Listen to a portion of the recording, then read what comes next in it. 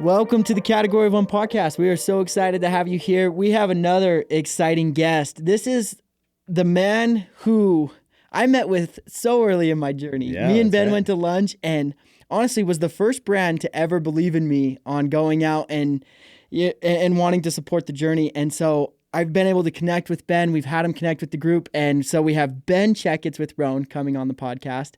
And it's an amazing, if you don't know Rhone, they are a mission-driven company. They make great clothing along the way, and it's athletic, but that's also, they have professional clothing that is very functional. Yeah. I watched Ben's brother run a marathon in their clothing. In our button down, yeah. Yeah, in a button-down shirt. So, Ben, that was welcome. our VP of finance was like, well, if the shirt's as good as you say, he was kind of new. He was like, why don't you run the marathon in it? And I was like, that's a great idea.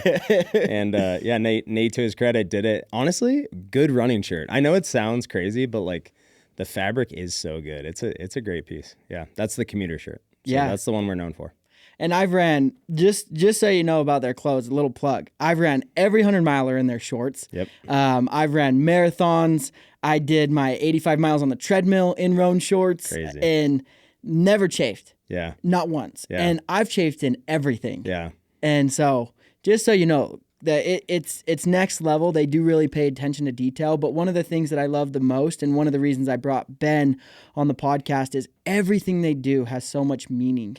And every time that I listen to Ben tell his story, there's so much wisdom and nuggets that I have pulled into my own journey and I use all the time. And so I'm like, we just want to share this with as many people as we can. That's super nice of you. I feel very humbled and flattered that you've said that, but it's true. Like, look, you can buy great clothing anywhere. You can buy great athletic clothing everywhere, right?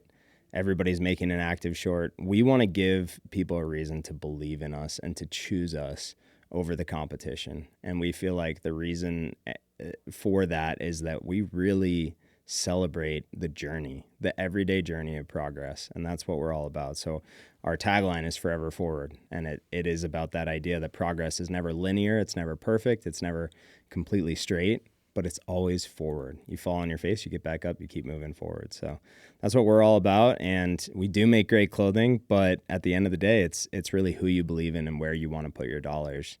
And we hope you do so with us because we reinvest that into our relationship with our customers. Yeah, and I've seen that over and over. So Cool. It's Good. awesome. And Ben, obviously, everything that you're saying comes from trial and error throughout your own personal life. Yeah. I mean, where you're saying you got to believe in yourself, there was a moment where you had to believe in you. Absolutely. Yeah. And I think a lot of, young entrepreneurs, you feel that pain where you're like, can I do this? Yeah. And what was that moment like for you? Like, when did you really figure out that it's like, okay, I'm going to do this thing? It's interesting. I feel like I'm still working on that, to be honest. I feel like it's a little bit every day that I believe more and more. But quite honestly, if I could point to one moment, it was when I was really sitting down to write kind of the brand treatise or manifesto, if you will. So Nate and I were kind of throwing the website together on our own. He was doing the coding and I was doing the copy and the content. And I sat down to write something, and it's really lasted since then up until now. And every branding agency that comes in is like, this is really the core of Rhone. You should never deviate from this. And it was the first thing I wrote, which is we're for, we at the moment we were doing clothing just for men. And that's an important component of the story because I said, we're not for the celebrities. We're not for the professional athletes.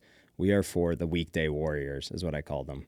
The guys who set out every single day to try and be a better version of themselves. So they wake up in the morning and they think about what they have to do to be a better husband, a better father, a better coworker, a better friend, a better son, a better nephew, whatever it is. You're always looking. You have so many roles and so many hats that you're trying to play. And clothing should never be a concern for you. We are going to provide clothing that makes every single second of every single day more comfortable, more seamless. You can do your workout and not worry about it falling apart on you. And so in writing that, I remember finishing it and sending it off to Nate. And he was like, this is incredible. We would have paid a brand agency 6 figures to put this together over months with all this demographic research. And he's like, you did it in a night. Like, you can do this. And it was really that moment of like someone else kind of reflecting back to me. I felt really good about what I had put together, but it was him kind of reflecting back to me. And keep in mind, this is my older brother. Like, this is my hero, right? So when he reflected that back to me, and then when customers started to be like, hey, what you guys wrote on your website like really resonated with me. It like changed me in a way that I didn't think clothing could. I just used to default to buying Nike because I thought that's what it was. I thought that was the end all be all. Or my wife used to buy me Lululemon, but now I'm a Rhone guy because of what I read on the website, because of the words that you put into the hems of your garments. You know, all those things really culminated and came together in a way that made the brand have depth that not a lot of other brands were doing. They weren't putting that level of detail in. So, still slowly believing in myself. I know that might sound crazy to someone who's just at the beginning of their journey, but just be patient with yourself because it's little by little. It's every single day. Yeah. And I mean, I resonate with that. As a young father, and you're trying to start a business. Yeah. And every single day, they ask, like, why do you wake up at 5 a.m.? Why do you run? Yeah. And it's like, well, I don't really have a choice. Yeah. If I want to be able to hit my goals and be the person that I want to, I get it in the morning so I can spend a little bit of time with my family, to then go to work and spend the entire day there, put in all of my effort, and then come back home and have that nighttime hours before my son goes to bed. Yeah. And so if I don't get it in there, it just isn't going to happen. And so you resonate with that because somebody who understands that, it does create a unique individual. Mm-hmm. Like somebody who understands the fitness, someone who understands the family and the job and trying to make it all meet is tricky, and it creates a unique mindset along the way because you have to do it. Yeah. But so many people believe that, I have to compromise my health for my business. I have to compromise my business for my family, or my family for my business, and they're never able to be present where their feet are. Yeah. And finding those parts, I think, is just so important as you start to gain that belief in yourself as you're going along the way. Yeah. We ran into someone along the journey where I remember when we were launching the women's line, we started to use the word balance. It felt like a very natural word to use, especially for, I think women have faced these pressures for, in some ways, far longer than we have. Like our dad's generation wasn't exactly compelled to spend a lot of time with their children the way that we are, right? That being said, women have faced that dilemma for a long time. Am I a stay-at-home mom? Am I a working mom? How do I balance those two things? So balance came up several times, and I remember this individual said, I hate that word. I hate that word balance. It just makes me feel like a failure. And I was like, well, why? And they were like, because it's never perfect. And I was like, well, yeah. Have you ever seen someone balance on a high wire? They're constantly readjusting side to side. It's never, you're right. It's not a walk down the street. It's constant kind of reevaluation of where you're at, but that's okay. They don't finish the tightrope and people are like, well, I really wish they would have walked that perfectly. So I think that word balance is an interesting one. And I think it has so much depth and so much meaning for us because it is a constant kind of reevaluation of where you're at, where you can do better, what the next step should be. And again, just being patient with yourself in the journey, I think is everything. Mm. So where did you find that patience for yourself? Because I know that's where it always begins, right? Where those ideas come from is we struggle. We try to figure it out. And you're like, okay, I need to balance. And what did you find along the way that was helpful for you?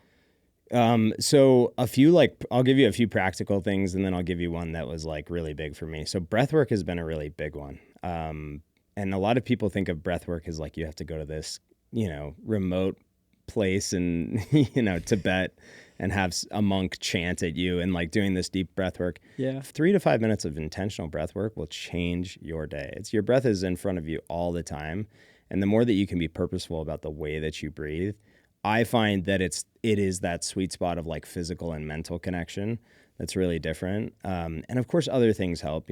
I actually put a post on LinkedIn about this today that in 2020 I felt like something broke inside me. And I just felt like I was anxious all the time. Like I was getting physical symptoms of anxiety. And I needed something like dramatic. And I saw someone do an ice bath on Instagram. And I was like, that's what I'm going to do. So I bought an ice bath. I put it in my backyard. And for 30 days straight at sunrise, I was out there every single day. Good for you.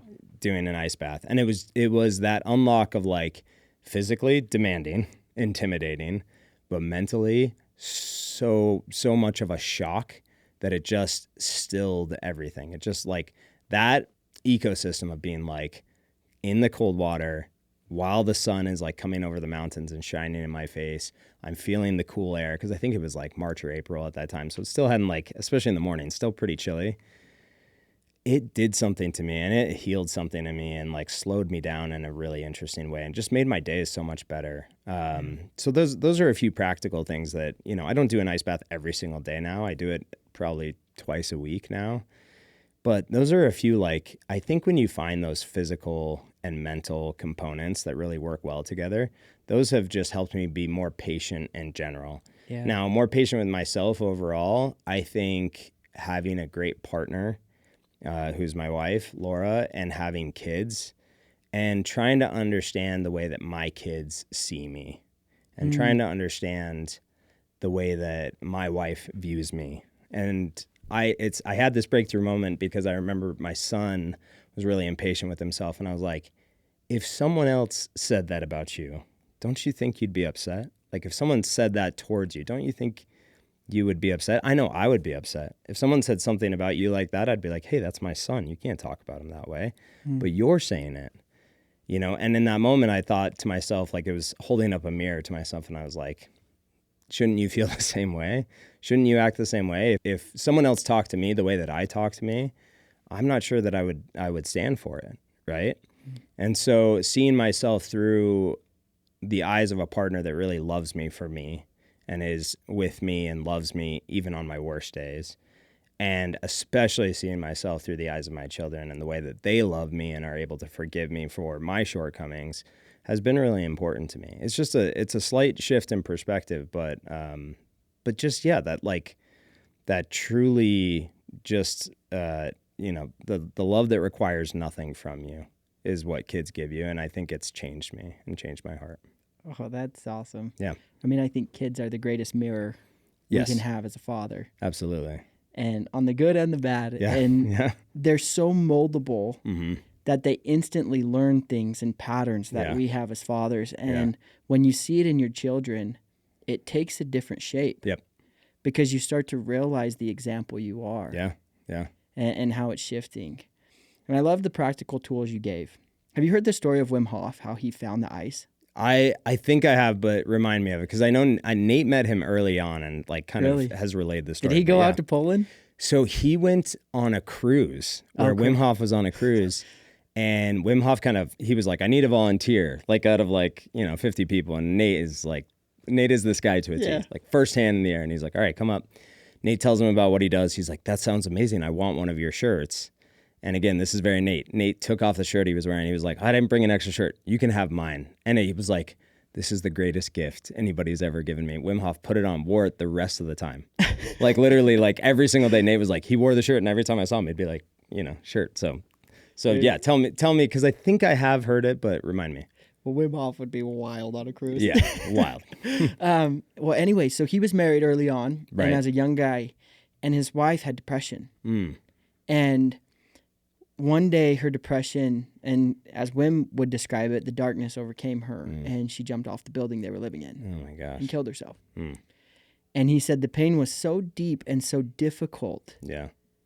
that he didn't know where else to go. And all of a sudden he was on a walk one day and he saw the water and it called to him. And he said it was the only thing in this world that brought complete presence. Interesting. And one thing that I think you alluded to that is important to recognize about the cold, but also the breath. Yeah. The breath is the gateway to the subconscious mind. Yep. And it is that connection between spirit and physicality. Yeah. And where you can find that, it just drops you into the moment to where all of a sudden the clarity can come just long enough for you to have a productive, Totally. day and the clarity you need to be able to be the person you want to. Yeah. I remember we're doing the 12 Pursuits, which is like our own internal platform, foundational health and wellness principles. So 1 month is hydration, the next month is sleep, right? And it goes on and it goes through physical and mental and kind of spiritual principles that are really essential for everybody. And I remember early on, one of the pursuits, we no longer do this, was meditation.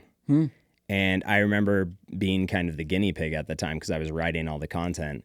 I couldn't meditate. I couldn't just sit down and meditate. And so I kind of backed my way into meditation through breathwork because I was like, okay, what I can do is like this breathwork stuff. And I've seen a few YouTube videos. I've heard about Wim Hof. Let me try that. And that, to your point, it was something physical that I could do that would distract me from all my thoughts. And so in a weird way, backed me into meditation and a meditative state. And again, just calmed all of the chatter, all the internal thoughts and all the stress and, strife that I had, and just allowed me to really be physically present as well as mentally aware. So I think it's such an interesting practice. I think it's really underappreciated. Yeah. Yeah. Well, there's a quote that I love that says, between stimulus and response, all you have is a choice. And I believe that our ability to have success is directly correlated to our ability to make decisions. Yeah.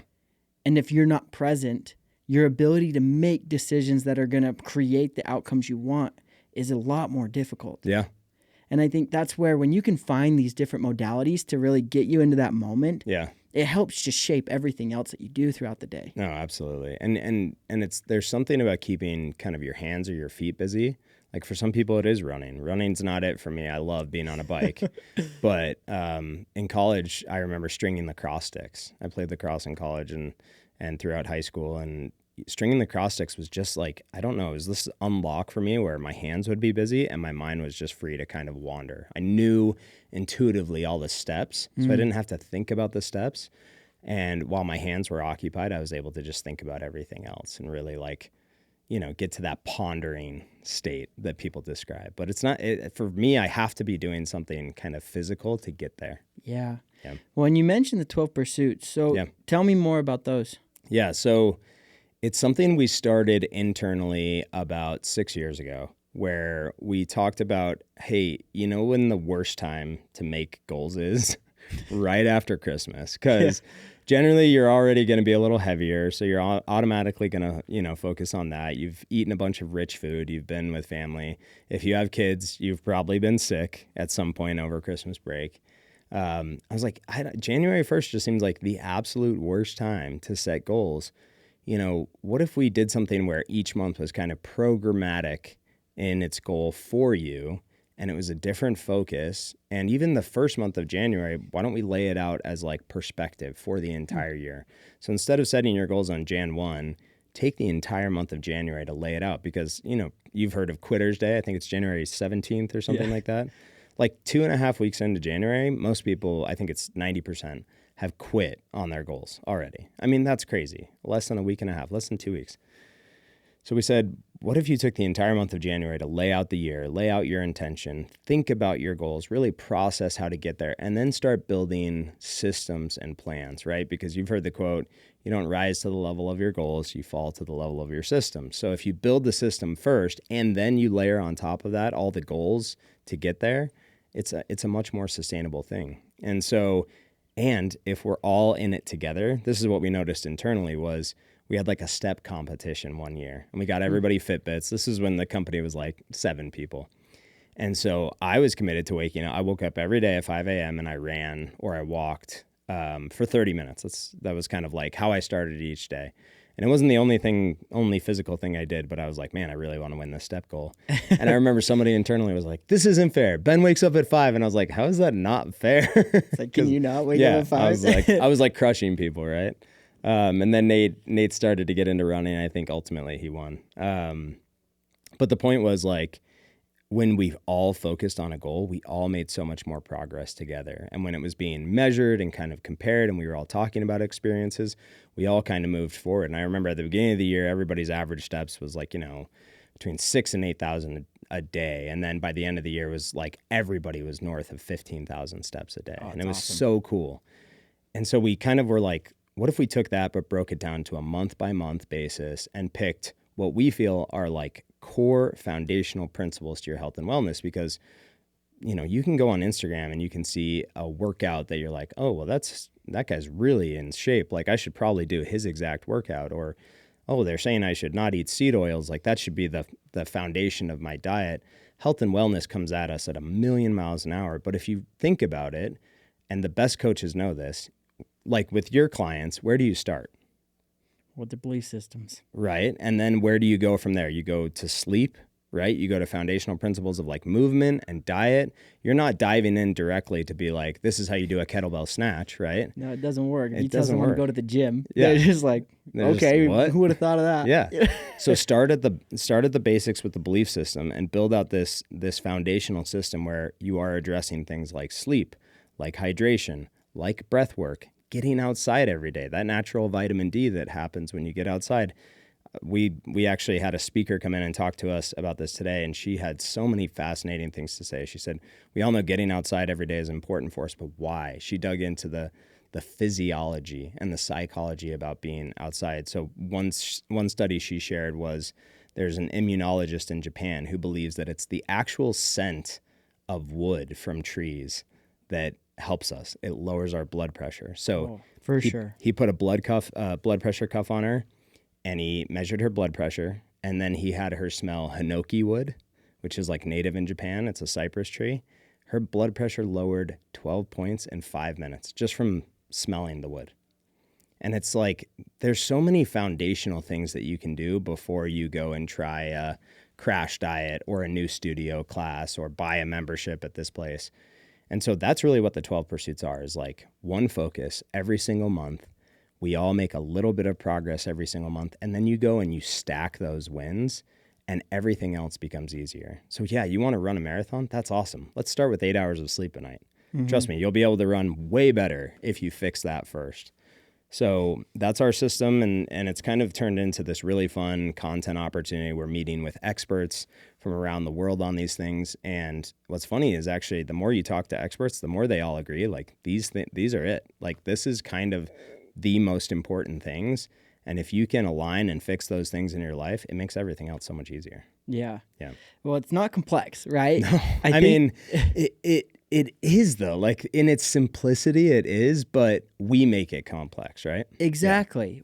Yeah. And what I believe is like, in simplicity doesn't mean easy. Yes. That's that's right. where people get distracted. Yeah. Is it's like, running. I put my shoes on, walk out the door. Right.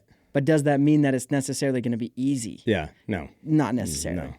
But I love where you guys are having it more of an internal transformation rather than an external one. Because when you do the crash diet or the marathon or even just I want the six pack, what you're hoping for is that the six pack builds you. Yes. Right? It's exactly. It's an outside in transformation and it's very empty. Yeah. And you never fully arrive. Yeah. Right? You may run the marathon, but then if you go get fat again, what was the point? Right. Yeah. But where you learn to become a healthy person, it was never about the marathon. It was just a vehicle. Yeah. Exactly. And when you look at the 12 Pursuit, that's the flow of it. Yeah. And I love that. And I thought... And 1 month is even based around nutrition, but we take a very different view of nutrition, right? We don't talk about macros. We don't talk about losing weight. We don't talk about seed oils. What we talk about are, hey, if you build your diet around really honest, clean ingredients, food made with love, and sharing it with people that you love, you are going to see dramatic results in the way that you feel and possibly even the way that you look. That's what I believe is like, if you can nail those three things, sharing meals with people that are homemade with honest ingredients and made with love and intention, like that's really what we need more of. We don't necessarily need more calorie trackers. All those things are great, by the way. I'm not like poo-pooing those things. If you want to lose some weight, that's awesome. But just start with the basic foundations of like enjoying and loving food in its simplest state with the people that you love. And I promise you'll feel a lot better about the scenarios that you're going through. Yeah. Well, it's funny enough. So I've never been a meal prepper. Yeah. Never been a macro guy. Yeah. And I'm not saying, because those are great vehicles. Yeah. I use them in my program all the time because it can help to give some structure. Of course. Right? Yeah. Some people like thrive off them. Yeah, right? exactly. But one thing that I thought was the most interesting thing. So, you know, Diary of a CEO, Stephen Bartlett? Yeah. So I was listening to him at a conference and they asked him, they said, how do you ask such great questions on your podcast? And I thought he was going to go to a book he read or a mentor that taught him or all these different resources. He said, I looked at my diet and I started dissecting all the different foods that I felt like were inhibiting my clarity. And then he goes, and then I started to focus on the foods that were giving me clarity, that helped me focus, that gave me energy. And when you're talking about that relationship, I think as we look at food, it's like, oh, well, the Coke is, I will never lose my Coke. It tastes too good. What's a life without it? Yeah.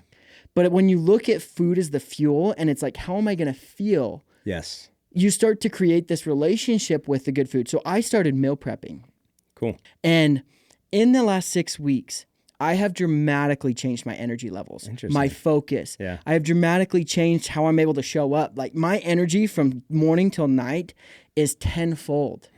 Because I started to dissect what was giving me energy and what was taking it away, and started to eliminate what didn't and put more of what did. That's cool. And the presence I'm able to bring is insane. And so talking about that, like my relationship with food has dramatically changed. Well, and you see this, again, going back to like what kids can teach us.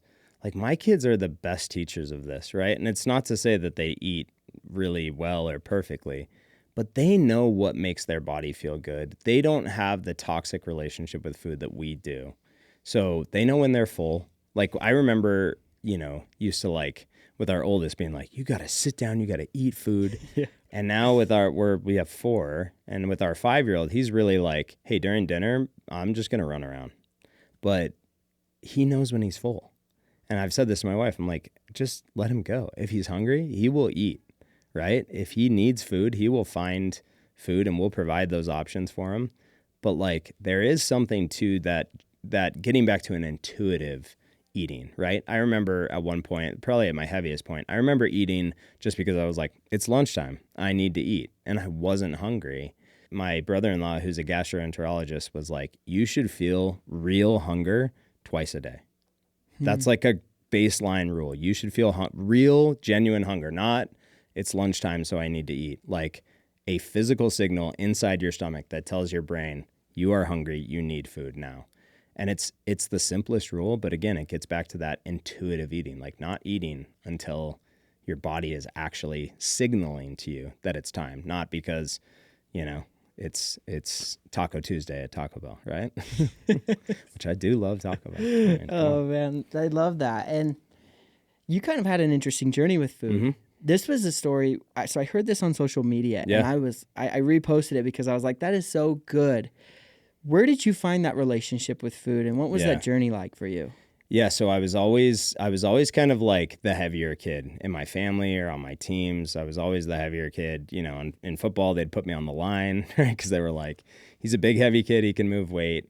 And so I feel like to a certain extent, I've been on a diet since I was like 12 years old. Like on and off diets. There have been 3 or 4 times in my life where I've gained and lost more than 40 pounds at a time, basically like gone through like a year where I gained, over 40 pounds. And then the next year I had lost it because I know how to buckle down. I know how to diet. It's intuitive for me to do that. But, food, I had to change the way that I viewed food. I had to change the way that I was relating to food. And this really happened about 5 years ago when I was like, you know what, not only am I going to lose this weight, but I am going to just maintain a healthy balance of weight. And so I started to view food as an opportunity to connect with people. I started to view food as a really joyful thing. I used to think that I had to work out in order to eat certain foods. I dropped that. I was like, it doesn't matter what workout I do. If we're going out with friends, I'm going to enjoy that meal. I'm going to connect with people and taste new things and discover new things. And I have the fortunate privilege to be able to travel a lot with Rhone.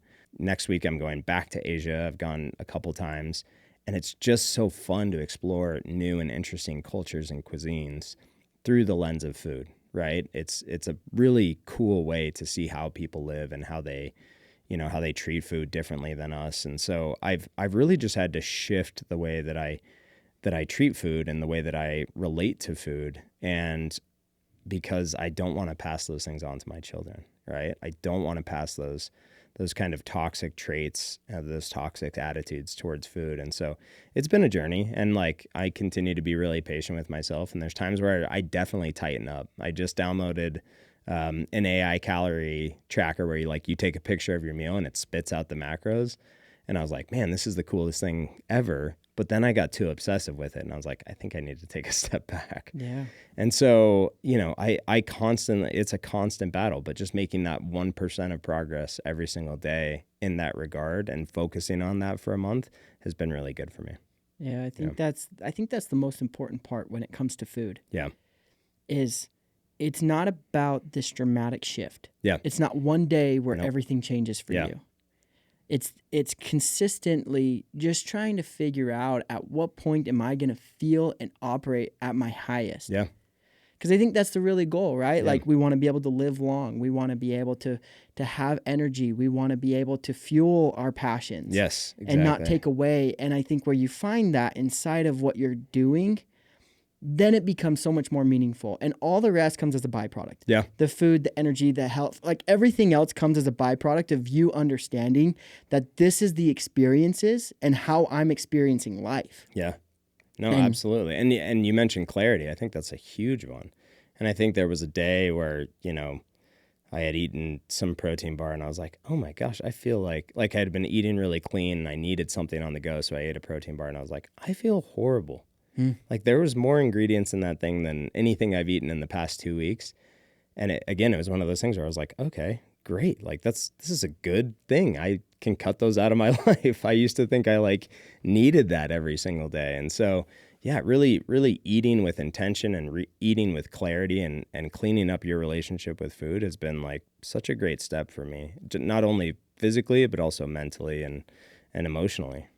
And it's so cool to see the depth and the layers. Yeah. As you start to talk about, Rhone and even yourself, you can just see the experiences that are building something so much bigger than yourself. Yeah. And I think that's where what it all makes it worth something. And what do you feel like has been the through line to help you maintain that level of depth and meaning behind everything that you do? Good question. I think for me, what it has been is just that attitude of eternal progress. So our tagline Forever Forward is actually taken from one of my favorite poems called Song of the Open Road by Walt Whitman.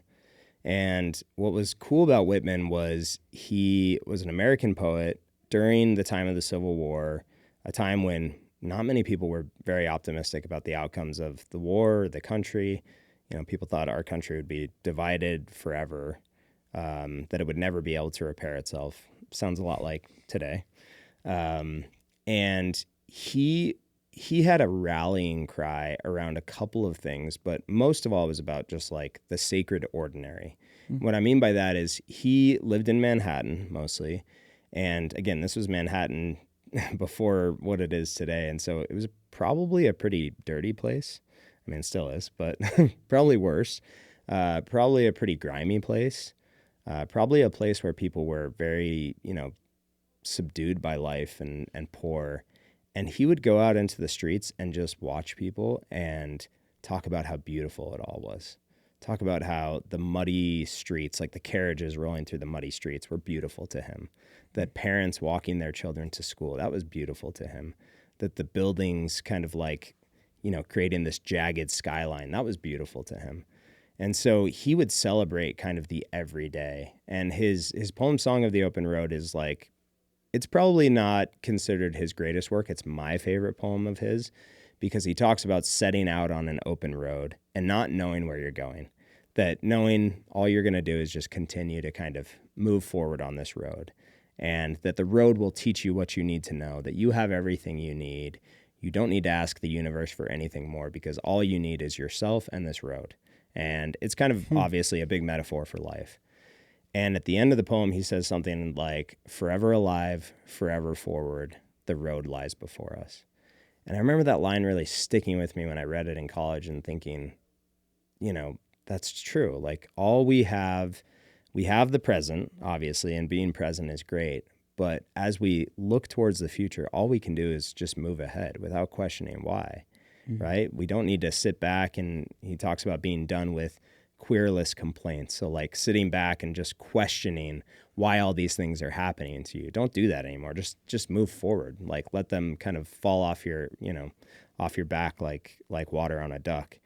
And so I just remember that attitude really coming to me and thinking, it's all like this life is all about progression. It's all about just getting a little bit better every single day. It's not about going from couch to marathon in a week. It's probably possible. It's going to be really painful. And if that's what you need, hey, go for it. But for me, I love the idea of just sustained, steady progression. And to be honest, it's how we built Rhone. Yeah. We didn't go out and raise, $400 million like Fiore. We set out to build it in a very steady and sustainable way. And we probably will at some point need to go out and raise that amount of money, but it's because we've arrived at a place in our business where we feel like we can take that and really make it really sing for us. And so, for me, it's always just been about that kind of steady, constant progression and what are the little things that I can do to get ahead, because I've never been the most talented. I've never been the best looking. I've never been the smartest. I've never been that guy. And I'm actually really okay with that, because I know what I have is just this hunger to get a little bit better every single day. I love that. That definitely speaks to me. I feel like Yeah. something I think about all the time on my runs is everyone talks about self-improvement. Yeah. It's your goals. It's I'm here and I need to fix this to get here. And nothing wrong with that. Yeah. But a shift I've made in my life is to self-healing. Yeah. Because self-improvement says I'm here and I need to fix something. Yes. Self-healing says there was nothing I ever needed to fix in the first place. Yeah. I'm whole as I am. Yeah. And where you recognize that it's just you and a road, Yeah. that evolution comes fairly simply because you have nothing to prove. You're not looking to try to go show everyone how great you are. You're not screaming for people to see you, to recognize, or for the validation. Yeah. You're simply in it because you want the development and the learning and the growth. And when you can start to detach from all of the noise, you can find the clarity and the frequency where you can just operate and move. Yeah. And that's where you create an entirely new category, something that doesn't exist in this world because it's you. Yeah. It's not based on what other people think is perfection. It's not based on performing without error. It's simply based on being a category of one and creating something that doesn't exist, which is you. Yeah. And I think that's the beauty in the entire journey. Yeah. I love that. And I think what's so interesting is have you ever delved into like inner child work or anything like that? It's pretty fascinating. Mike Allen from here walked me through an inner child kind of exercise. And I remember he said kind of like write down something that you would, not that you would tell them as like a piece of advice, but that you would tell them to reassure them, right? And it was easy to go to like, hey, it's going to be all right. And like, hey, we're going to figure this out. And I remember the thing that I wrote down is like, hey, you're going to learn to really love you. Like that's going to be a thing. And it is such an interesting way to look at life, because I think so much of the world wants us not to love ourselves, right? I think so much of the world is conditioned to tell us that we shouldn't love ourselves, and that the way we, to your point, the way we are is imperfect, and that we can get better. Don't get it twisted. When we talk about like eternal constant progression, we are not saying that you're incomplete. We're just saying there are things that you can do to become more yourself, right? To heal that part of you that's been dormant for so long. And I think it's really interesting that forever, like, guys have gone through these midlife crises, and I'm almost 40, so I feel like I'm approaching that age where people expect that from me. Buy a dirt bike. Yeah, buy a sports car, buy a dirt bike, go hurt myself. But what I have found is the people that do that, I think, have really neglected taking care of themselves, right, up until that point. And so it's just this tidal wave breaking through that wall. So a little bit of self-care goes a long way, and the better things are internally, the better they're going to be with your family, the better they're going to be at work. So to your point, yeah, it's not about self-improvement. It's about self-healing. It's about, kind of rounding out that person, and in reality, going back to who we were when we were born. Yep. Right. And I think that's the unique part of that inner child stuff that really stood out to me was exactly what you just said. It's not about bringing him closer to the person I am. It's about becoming who I was, right? Yeah. And who he, what he represented, because he was curious and playful and fun and light. Like I thought about that too. That was another thing that I wrote down during that exercise. I was like, my children would have loved playing with him. So if they don't love playing with me, I need to be more like him. I need to go back to that attitude.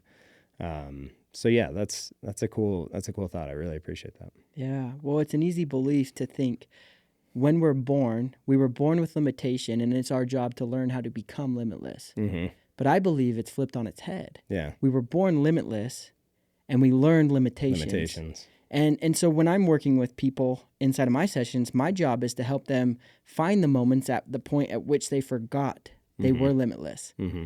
And rewire that, because we have this endless potential of growth and development. And it's not like when you're trying to develop that you're trying to fix. Yep. It's the state of, I mean, inside the body on a science level, it's called hormesis. Our body craves a bone to chew on, something to develop, something to grow. It's a part of us because we are creators. That's who we were born and meant to be. Yeah.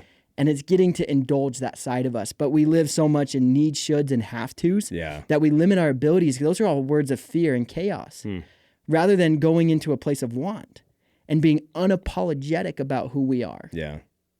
Yeah, and curious, right? Yeah. That's the other thing is like, I remember it used to drive me crazy that my son asked so many questions. And then I was like, man, he's just so curious. And then I was like, that's a really good thing. Like I should cultivate that. So now I take the time to, if I don't know the answers, to be like, I'm going to look that up and we'll talk about it. And I think that attribute should be celebrated in kids, but oftentimes it's quieted, right? Like, well, if you ask me another question, I will lose my mind, right?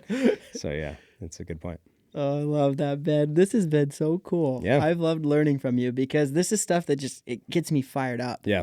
And no, and I feel like it's a two-way street. I feel like I learned some stuff too. I also learn by talking. Sometimes I need to like talk in a circle, and then I find out where the exit is. Yeah. Yeah. Well, I'm curious, just as I end the podcast, if you were talking to the younger version of Ben, who's starting on this journey and doesn't know what he's about to get into, what would you say to him? Just like maybe what you wrote with Mike Allen, but a little bit older version of where he's embarking. What would you tell him? I used to answer this question, and I think it was a little bit of a cop-out by saying I wouldn't tell him anything. I would just say like, hey, the best is yet to come. But I think I would change that answer now. And again, hearkening back to a Whitman quote, he kind of, there's one poem where he contradicts himself, and he says, do I contradict myself? Very well, I contain multitudes. So I think we're able to change our minds on things. I think we need to be more flexible with each other to change our minds. What I would tell him is, hey, like, stick with your gut, right? Trust yourself, trust your instincts.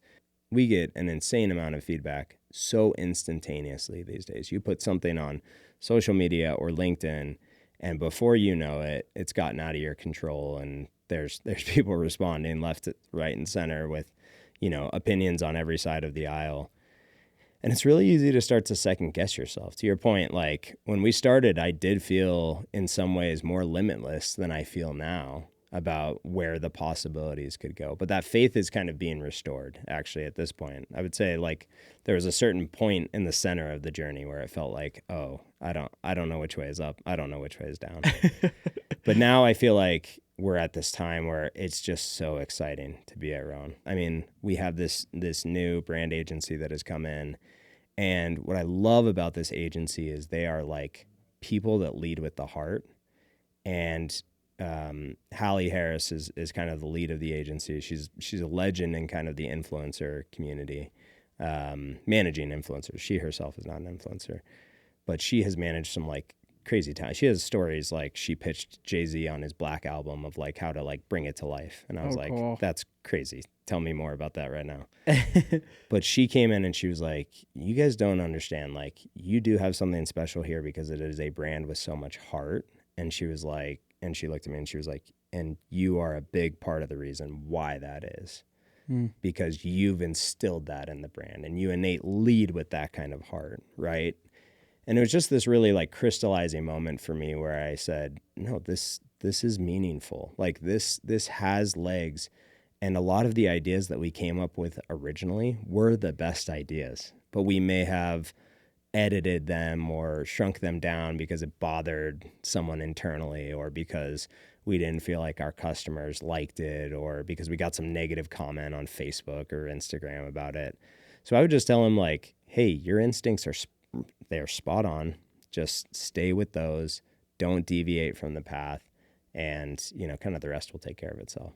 Love that. Yeah. Yeah, it's awesome. Because I think that when you get there, when you get in that zone where it's just like the greatest source of information's inside, Yeah. you tap in. Yeah. And it becomes something special, which is what you're creating. So for those of you listening, if you're looking for a challenge, if you've already fallen off the wagon, which statistics say 90% of you already fell off. Already fell off. January 17th. Right. You can jump in. It's only, we're in April right now. So you can jump in and start with those 12 pursuits and, absolutely, start getting involved. And also, if you do want to be a part of a brand that means more than just the clothing and you get to represent something, but it also is high quality. Go interact with Rhone. Go find Ben on social media. Rhone, Ben Checketts, right? I think it's Ben.Checketts on Instagram, and at Rhone, Rhone. I always say this to people. I'm like, if you never buy a shirt from us, I don't care, but join us, right? Don't follow us. Join us on social media because we're really community driven, and there's lots of opportunities to grow this 12 pursuit thing into a really like real life experience thing. We just need a bigger platform. We just need more people talking about it. And I think the more people that kind of tune into this and really put it to practice, the more they'll see the positive impact in their life. We invite everybody to check it out. Yeah. Awesome. Well, thank you guys for listening. We'll see you next time. Take care.